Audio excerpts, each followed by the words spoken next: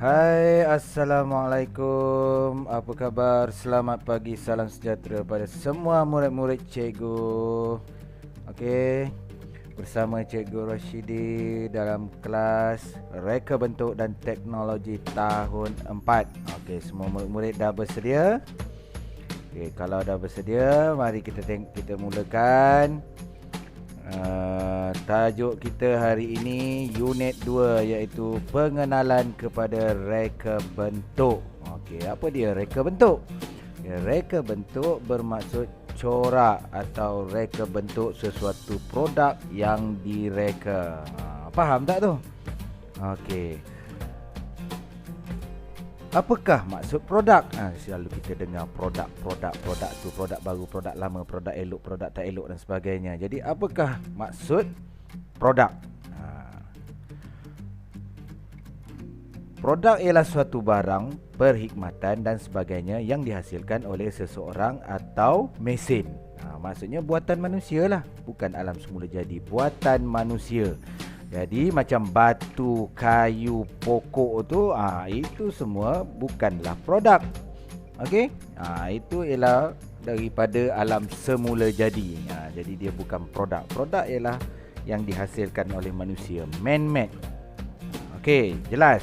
Walau bagaimanapun, produk alam semula jadi yang diubah suai atau telah dilakukan sesuatu, dia jadilah produk.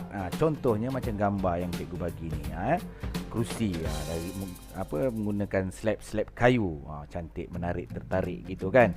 Okey, jadi ini ialah produk. Kalau barang asal daripada barang semula jadi, itu kita tak panggil produk. Baik, yang seterusnya, contoh reka bentuk. Contoh reka bentuk, ada banyak jenis reka bentuk ya. Okey, cikgu bagikan satu contoh. Reka bentuk kenderaan. Ada banyak jenis kenderaan ya, kereta sedan, MPV, van, kereta pickup, bas dan sebagainya, kapal terbang. Ada banyak jenis. Dan berbagai-bagai jenis kenderaan yang direka mengikut fungsi-fungsi yang tertentu ya. Cantik satu perkara, fungsi satu perkara. Jadi ada banyak. Lagi beramai orang, lagi banyak kehendak dia. Dan lagi maju kita bergerak, lagi banyak teknologi yang sampai kepada kita. Okey, seterusnya reka bentuk pakaian. Reka bentuk pakaian. Yang ini tak payah cakap lah. Sekeliling kamu tengok macam-macam fashion dah keluar, sampai nak sebut pun tak tahu ya. Okey, banyak fashion, terutama daripada pakaian tradisional, pakaian pejabat dan sebagainya ya. Sentiasa ada yang baru. Cepat dia punya pergerakan ya. Reka bentuk pakaian. Reka bentuk makanan. Okey, reka bentuk makanan tidak terhad kepada pembungkusan semata-mata. Makanan tu sendiri pun dah ada berbagai-bagai jenis reka bentuk sekarang ni. Pisang cheese lah, apalah, macam-macam. Kek trifle. Itu dia kata reka bentuk. Bukan sekadar pembungkusan, makanan tu sendiri ya. Makanan hipster pun ada sekarang ni. Makanan tu pun orang direka bentuk supaya kelihatan menarik ya, supaya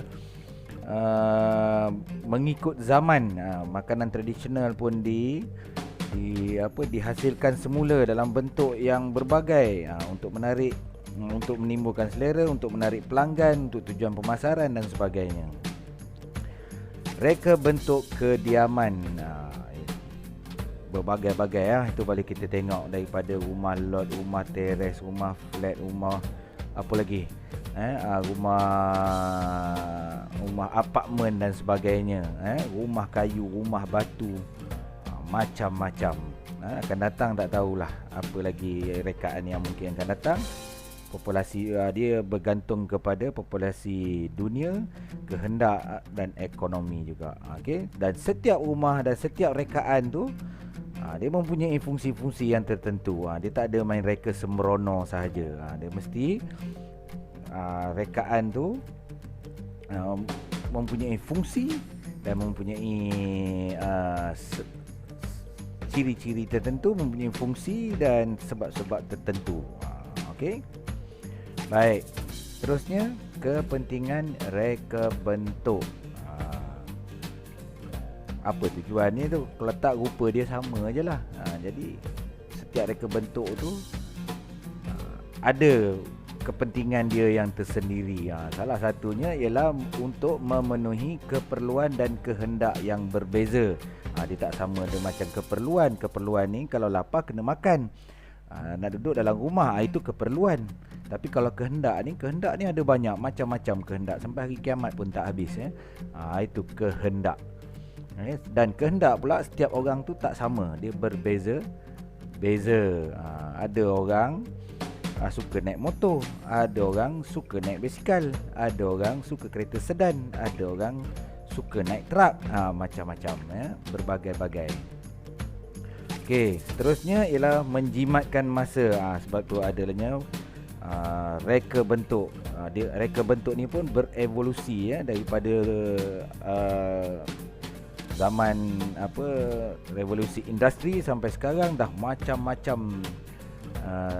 Kita tengok reka bentuk yang terhasil. Salah satunya untuk menjimatkan masa lah. Kalau makin canggih tapi makin membazir masa, itu tak bermakna lah tu.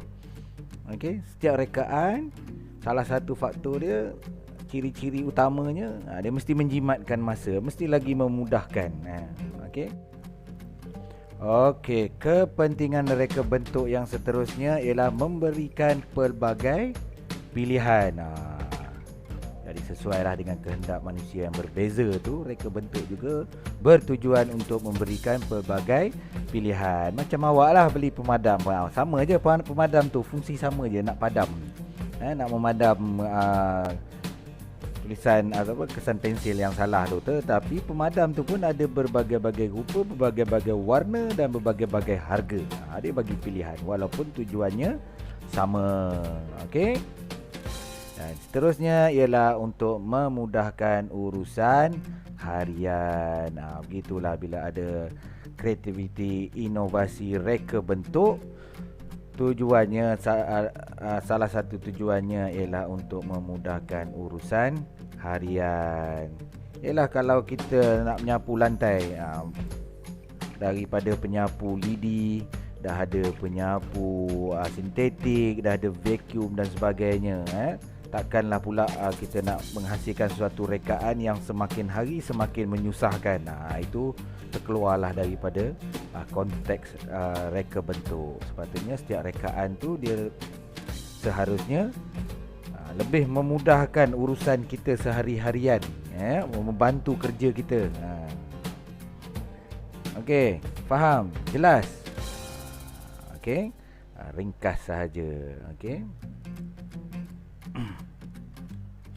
Baik, seterusnya untuk bahagian aktiviti. Di hujung pembelajaran ni, okey, kita tengok apa aktiviti yang kamu akan buat. Okey, pertamanya, kumpul koleksi gambar satu jenis produk dengan pelbagai reka bentuk dan fungsi yang berbeza. Maksudnya, cikgu hanya nak kamu cari ataupun pilih satu jenis produk sahaja, satu jenis produk sahaja, tetapi mempunyai pelbagai reka bentuk dan fungsi yang berbeza-beza. Jangan fungsi dia sama je, fungsi dia berbeza-beza walaupun dalam jenis yang sama. Okey, contohnya macam yang cikgu bagi ni. Ya, itu dia. Cawan, isi air. Itu fungsi utama dia. Tapi kalau kita tengok ada berbagai-bagai jenis cawan. Ada cawan yang hanya dibuat hanya untuk dekorasi sahaja. Okay, ada juga cawan yang dibuat sebagai cenderamata. Ada cawan yang dihasilkan untuk air panas, air sejuk. Cawan macam plastik pakai buang. Okay, cawan koktail dan sebagainya. Cawan tapi ada berbagai-bagai rupa, rekaan dan juga fungsi-fungsi dia yang tertentu. Macam ni cikgu nak kamu buat. Okay, kamu cari gambar, kumpulkan kalau boleh biar lebih daripada 5. Kemudian potong cantik-cantik, tampal dalam buku. Sebab kalau ikut dalam kelas kita yang biasa, cikgu akan minta kamu untuk kamu pamerkan. Tapi dalam waktu PDPR ni. Jadi kamu tampal sahaja di dalam buku tulis. Buat cantik-cantik ya. Cari sebanyak mana yang dapat. Okey, itu sahaja daripada cikgu untuk hari ini. Sekian, terima kasih. Jangan lupa untuk subscribe dan tekan butang loceng. Sesungguhnya subscribe itu free guys.